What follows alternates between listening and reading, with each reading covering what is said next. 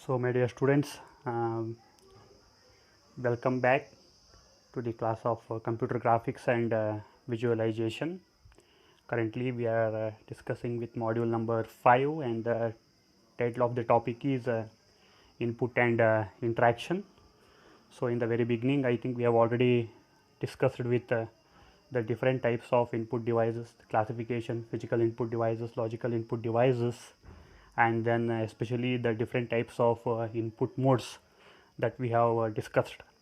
So, in this particular class, we will move ahead with the concept of display list. It's a very important concept under computer graphics, and also using OpenGL is concerned, how we can use this display list. Okay, that we are going to learn in today's class. Okay, so after the completion of this particular class, you will be able to define what is display list, what is the importance of this display list, and how to implement this display list using OpenGL functionality that we are going to learn. Okay, so before starting with this display list is concerned, so here is one small topic, that is client and server.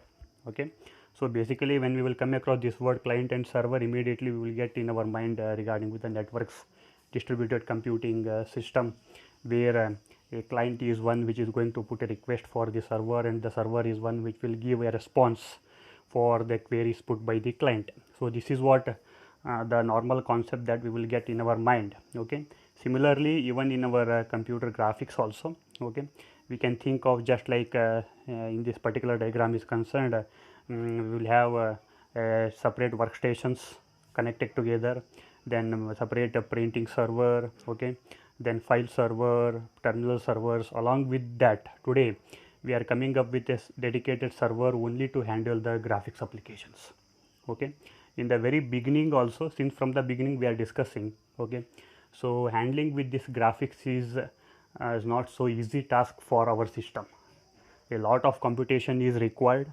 Okay, and whenever you will write any graphics application, okay, if the which is to be supposed to create an image or animated image or any interactive program, if you want to develop, okay, so lot of computation is required. Okay, so that's the reason that to handle all these things, a separate graphics servers have been adopted nowadays. So with respect to this client server concept, that we can map with our display list that we are going to discuss right now. Okay, the concept of that display list. So in generally, if you take any single workstation or any host system on which if you are writing any OpenGL program for any graphics application, that program itself will be acting as a client. Okay, and when you want to run that application to generate any image, then your system, that processor which is supposed to handle that graphics application, is going to become a server. So similarly, so it is a standalone. So client and servers are in both in the same system. The same concept has been elaborated in terms of client server architecture. Okay, so moving ahead with the to this one, let's start with the concept of display list here. Okay, so basically what is this display list and what are the purpose of this display list? See, normally when you look at this particular diagram, the very first diagram, this one, okay, so earlier we used to have this type of facility. Normally we will be writing our graphics application in the host. Okay, and while writing we used to define the vertices, the attributes or that particular primitives that we want to render, and that will be sent to the processor in the same host machine, that will be get processed, and on the output device like display CRT monitors, we used to get the output in terms of that particular image. Okay, so this is what happening. So here what is happening here, my system will be always busy with running or doing that computation for generating the images here. And another important aspect, as per our previous discussions are concerned, when we studying about cathode ray tube as a display device, okay, the very important concept was refresh rate. See, whenever you want to display any image on the display screen, okay, that image should be constantly visible for the viewer. That's very essential. Okay, and that constant visibility of any image or any animated image, it always depends on how fast my system is capable of performing the computation, and it is going to render that image on the output device. That always matters. So in case of single system that we were using, okay, because of the low configuration of this system, those systems, because of that low rate of that refresh rate, so we used to get lot of problem, and especially that problem is called flickering problem. See, for example, say here you can, okay, that flickering is nothing but the image will be coming and going. There is no constant visibility of that particular image. So that was happening with our old technique. So to overcome this particular problem only, okay, now we have come up with a separate concept called this is a display processor. See here. So this is a separate arrangement that we have made here.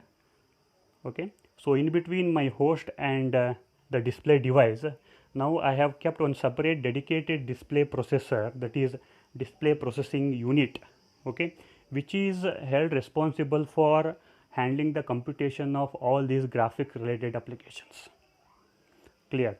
So when my host will be separate from this display unit automatically, as this is only dedicated for the graphics applications, so my image creation will be done in a very faster manner.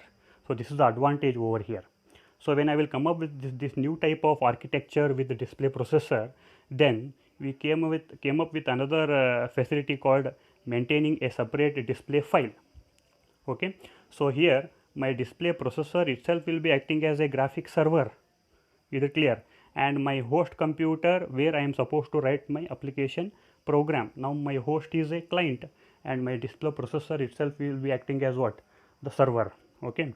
So now whenever I will write any graphics application program, okay, that program will be sent to the processor, okay, and it will make the computation and all those things, and the output will be displayed on the output device. So this is what the thing will be happening. So if this is happening continuously, means for example, say write a application program, okay, and send it to the display processor, okay, and from there you can send it to the display monitor. Then normally this particular the overall operation is called as immediate mode, okay. And there is another one is there, that is called a retained mode. See, whenever you want to render any image on the display device in two different modes, you can do that, okay. The very first one is immediate mode and second one is retained mode, okay. What is an immediate mode? Once again I will repeat, okay. Directly my application program will be processed through the display processor, and immediately I am going to get the output on the output device. So here my processed content will not be stored, okay. So I will get the output and it will be get eliminated. This is one concept. Another one is retained. Retained in the sense what?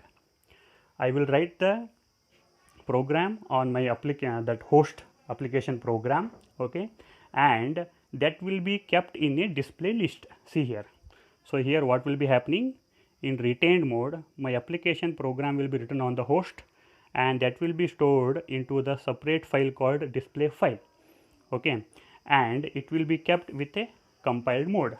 Then whenever you want to process it, it will be sent to the display processor. From there it will be sent for the output device. So this is called a retained mode, okay.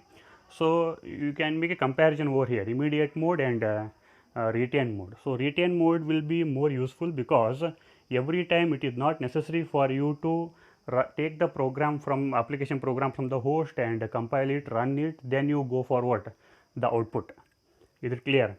So one time you write the program from the host in the host application, you keep it on in a display file. From the display file, at any time you can take it and execute. So this is called the retained mode, okay. Now with respect to this display list and display processor concept is concerned, what are the advantages here? The advantage is actually it will increase the efficiency of handling the graphics application. That is the advantage. And the disadvantage is concerned with display list requires some extra memory on the server. So anyway, because I have to store the display list separately apart from my host machine, so this is the major problem. But anyway, with respect to efficiency is concerned, with our graphics applications, memory is not a great matter. And another one is it will add an extra overhead, that is we have to create this display list separately in our graphics application, so that it can be stored separately on the display list. Okay, so these are the two disadvantages, but we cannot say that this is a disadvantage, that we can take it positively here. So going to the next one. Now how we can define and make execution of the display list using OpenGL. So anyway, so we have already started learning that OpenGL, which is an state machine API, application program interface, with which we are going to write our graphics applications with appropriate application software. Okay, so what are all the different ready-made functions which are available in OpenGL, okay, to create and execute this display list, that we are going to study today. Okay, just have a look at here. So one example code also we have taken here. Okay, whenever you want to define a display list in OpenGL, what you need to do here is your very first job is you have to define that is using the directive called hash define. See here, so this is mandatory, just do remember. So here what I need to do,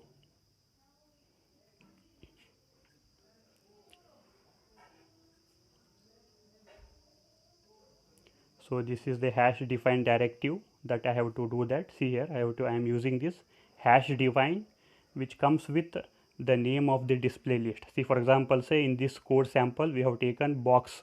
So now I am going to write one display list, okay, to display an object called box. You know how the box will be. Okay, it's just like a square or rectangle, whatever it may be. This is called the box, then followed by one integer id, okay, that will define the sequence number of that particular display list. Okay, now see here, once again I will repeat, to define any display list in OpenGL, you have to start with a directive hash define, followed by the name of the display list, followed by an integer identifier, okay, that sequence number. Okay, so with this particular code is concerned, it will tell that I am going to write a code to display an object called box, and its sequence number is 1. Okay, so it means that this is my first display list I am defining in OpenGL.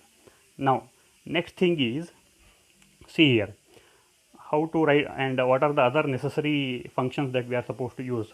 Okay, the other functions we are supposed to use here is GL new list.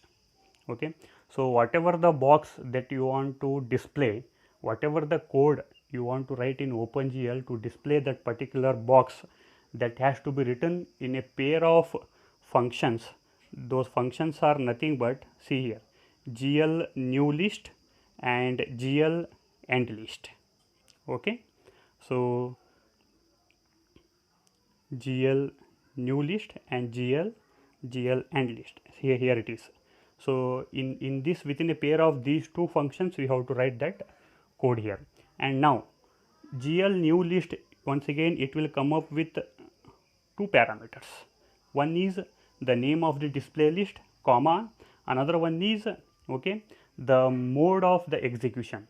Okay, so there are two different modes are there. One is GL underscore compile, another one is GL underscore compile underscore execute. See here, GL new list is the function which is to be used, okay, while creating a display list in OpenGL. First point. Second point, this GL new list, okay, it will come up with two different parameters. One is the name of the display list, that is called, in our case it is box, and second one is, okay, the type of this execution, whether you want to simply compile the code and you want to keep it in your display list, or directly you can go for compile and execute. See, in this case I am using GL_compile.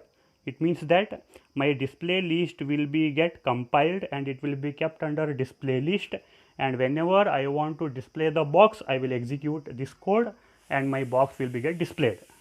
See, this is the case when I am using GL_compile. If I use GL_compile_execute, see here, directly my code will be get compiled and it will be sent to the processor for what? Execution. Okay, so that is nothing but if I send directly for compile and execute, then it is what? Immediate mode. Okay, if I do only compile and if I want to keep it in display list for the further execution, then it will be called as what? Retained mode.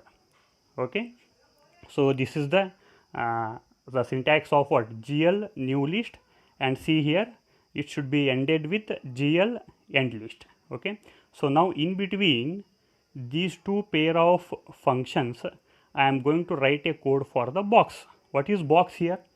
A box is nothing but what? Either square or a polygon. So there is one ready-made primitive which is available, GL_polygon. Hope all of you have already learnt how to write a polygon as an primitive or as an object here. Okay, so this polygon will be drawn once again using two set of primitive functions, that is GL begin and GL end. And see here I am going to call GL_polygon. So polygon is having how many vertices? Totally 4 vertices like this. So this is first one, second one, third one, then what? Fourth one that we have defined here. And my polygon, which color I am setting here? GL color 3F. 3 stands for, okay, 3 parameters with floating point 1.0, 0.0, 0. Means RGB. Here once again, red is 1 I am setting, blue 0, green 0 and blue 0. So my box will be of what? Red color. Okay, now using this particular code, okay, I am going to display a box here. Okay, now another very important aspect over here, I don't know whether we have come across this particular method or not. Look at how I am passing the parameters in GL vertex. Okay, so I am passing the parameters here not as a pixel point. See, normally we used to write 50 comma 30 comma 30, okay, 50 comma 50 pixel point number we used to pass in GL vertex. But in this particular example is concerned, look at there, we have written -1, -1.0, -1.0, 1.0, then -1.0. This is also one way of defining the vertex. Okay, so actually in this case we have taken the quadrant method. So here what will happen, just I will show that, just try to learn this concept. See, I am going to draw a unit square here, unit square. Okay, this is polygon because nothing but this is the box. Okay, now this unit square has been identified with respect to a quadrant method. Okay, and here is my origin. This is what? 0 comma 0. Okay, so from here, see there, from here to here, okay, this is the length 1, here also 1, here also 1, here also 1. So this is the length along x-axis, positive x-axis, along negative x-axis, along positive y-axis, along negative y-axis. So we have kept unit length, how much it is? Exactly 1. Now see here, what is the meaning of this sign here, minus, minus, plus, minus? It's also very simple. So this quadrant is plus, plus, this quadrant is what is this? Minus x plus y, this is minus x minus y, and this is plus x, then what? Minus y. Okay, and now see here, what is the meaning of GL vertex minus 1.0, minus 1.0? Where is the vertex point here? So minus 1.0 means x-axis minus 1, then y-axis minus 1. So this is my point. This point is minus 1 point, minus 1, minus 1. Okay, just I will draw it once again if it is confusing. Finally, see here, So this vertex stand for minus 1, minus 1. Okay, what about this one? Plus 1, plus 1. See this one. What about plus x minus y? Plus x, okay, minus y, plus minus this one. So this is how we are going to draw this box. I hope all of you have learned this how to define the vertices by using the concept of this what you call quadrant method. Okay, so this is the method here they have used. Now see there, this whole code is responsible for drawing one box, okay, with the help of display list. With the help of what? Display list, and this is the example code. Okay, so in this case actually here you can write any code, any object that you want to display using display list, that you can write code over here. If you want to draw circle, circle can be drawn. If you want to draw one ellipse, you can draw over here. Okay, any object or any primitive that you can draw in this particular portion. Okay, this is what defining the display list. Okay, now once I will define my display list, what's the name of the display list here? Box. Okay, how to execute this? That's very important. Okay, so whenever I want to execute the display list, okay, I have to call that display list. So to call that, we are going to use a function called GL call list. See here, GL call list of what is the parameter? The name of the display list. So what's the name of the display list? In our case here, it is what? Box. Okay, so here, see here in the upper part, I have defined the display list called box using OpenGL. Now whenever I want to call that box to execute, I will be using which function? GL call list of box. Okay, so this is what the actual concept of defining the display list and also what? Execution of display list. So in brief, once again I will repeat the same thing. It's very important concept over here. In OpenGL, whenever you want to define and execute any display list, okay, first one, the display list should be defined with some name using hash define with one sequence number. Then you have to use a function called GL new list and what? GL end list. Within this pair, you can write the code for any object that you want to display using the display list. Okay, this is the defining part. When you want to execute the display list, which function you are supposed to use? GL call list of that name of the display list. If you call this, automatically your box will be get compiled and execute, and you can get the output in terms of box on the output device. So this is a very simple concept, okay, with very simple example. Sometimes, okay, so what is the advantage of defining like this? Actually, it's very simple. See, just try to recall your C programming functions there. What is the purpose of defining the functions? Okay, so the advantage of defining any task through the function is, normally we will be defining the function only one time, but we can call any number of times. So it will reduce the size of the code also, okay, and it will improve the efficiency normally. So the same thing here also. See, for example, say I want to display 10 boxes separately. Okay, so here I am not going to write the code for 10 boxes 10 times separately. Only one time I will write the box code in display list using the display list concept. Okay, and I will call how many times? I will call 10 times. I will call this GL call list box, so that 10 times my box will be get what? Displayed. Is it clear?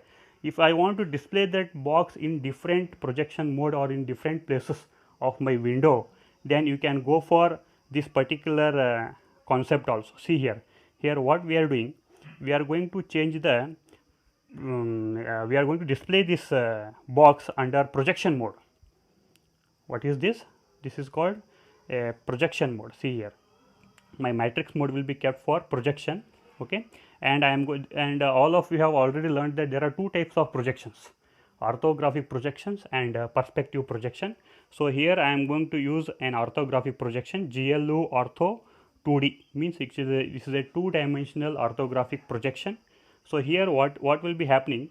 I am going to call this GL call list how many times? 5 times. For loop 5 times I will execute this means box, so that in 5 different positions, at 5 different window positions, I want to display this box over here. Okay, and every time my clipping rectangle will be get changed over here. See here. So that I am multiplying with 2. So GL ortho 2D will come up with 4 parameters once again. Okay, if this is my clipping window, okay, so this is left, and just a minute. Okay, so what's the meaning of this GL ortho 2D? Just I will clarify so that you can understand, and it will be useful for to understand the same function in rest of the programs also. Okay, so if this is my clipping window, okay, GL ortho 2D will come up with 4 parameters here. Okay, the first parameter is left, right, okay, then bottom, then what, this is top. So like this it will define the values of left, right, bottom and top. For what? 2D is concerned, 2 dimensional. Okay, so it will define every time a new clipping window at different positions where I am going to display what? The box. Okay, and how many times I am going to display? 5 times I am going to display. And another important aspect here, you can observe here, I am changing my matrix mode to GL projection. Okay, so in OpenGL, another important point that you have to remember here, in OpenGL normally we used to work with 2 different matrix modes. Okay, one is GL underscore model view, you might have heard about this model view, and another one is GL underscore projection. Okay, do remember, it's very important, always our OpenGL default matrix mode will be GL underscore model view. Okay, what's the use of this GL underscore model view? The name itself indicates here we are going to model the objects which are supposed to be displayed as a part of my image. Okay, that is called GL underscore model view. And whenever you want to display or project those objects on the output device, then we have to change our matrix mode from GL underscore model view to GL underscore projection. Okay, under the projection I will project my display. Okay, so here I will project my display. Okay, and after doing all these things, once again I should go back to what? GL underscore model view. Just do remember this is applicable for every OpenGL program. Please do remember this. Okay, once again I will repeat, there are 2 types of GL that matrix mode which are popularly used in our OpenGL. One is GL underscore model view, second one is GL underscore projection. Okay, first point. Second point is the default matrix mode of OpenGL will be always GL underscore model view. Okay, during the GL underscore model view we will be modeling the object, means we are defining the vertices, attributes, everything. Okay, but when you want to display those or project those objects on the output device, then we have to change from model view to projection. That is, at that time we have to call this function called what? GL matrix mode GL underscore projection. Now whenever I am executing this code, currently I am in which mode? GL underscore projection, not in GL underscore model. After projecting all these things, once again I should go back to what? GL underscore model view, and I can write my rest of the program. Okay, so this is what the another concept over here.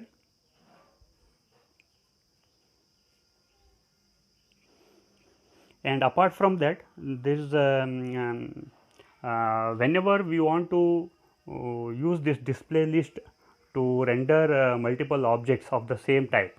Okay, so at that time our OpenGL is also going to support with some stack data structure. Okay, as all of you know that, look at there are totally 4 different types of stack data structure functions are available. One is GL push attribute, GL push matrix, then GL pop attribute, GL pop matrix. Okay, so what are the purpose of these functions in OpenGL? Okay, so the very important aspect over is, you know, the nature of stack.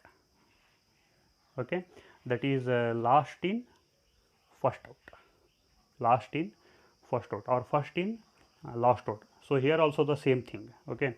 Whenever I am modeling multiple objects with different vertices and attributes, okay, then all these information regarding with every object is stored in the frame buffer in terms of matrix, okay.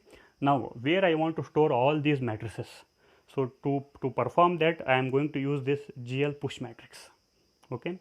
The every matrix of every object or every primitive will be stored into by making this push matrix, and also their attributes into what, GL push attribute. Then how to extract back that, by using what, pop attribute, then what, pop matrix, that we can extract, okay. So this facility is also available in OpenGL. So in the next class we will have discussion about the text and display list. Thank you.